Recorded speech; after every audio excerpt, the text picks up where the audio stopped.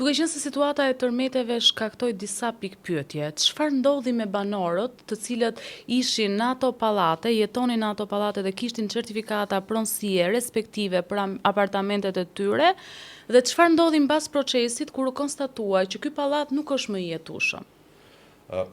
Rastin e kur ndodhi tërmeti i nëntorit 2019, u bë një vlerësim i disa godinave, nëse ishin të banueshme apo të pabanueshme.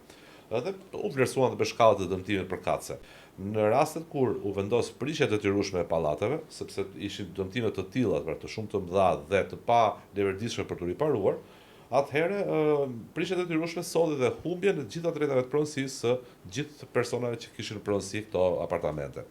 Dhe ata thjesht nuk kishin më asnjë të drejtë lidhur as me trullin përkatës ku ndodhej pallati.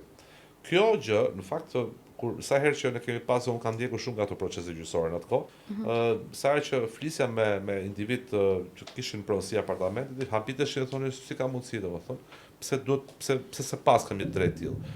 Dhe ishte vështirë t'ia shpjegoje që ato çfarë ke bler dikur me privatizim ka qenë vetëm ndërtesa dhe jo trulli.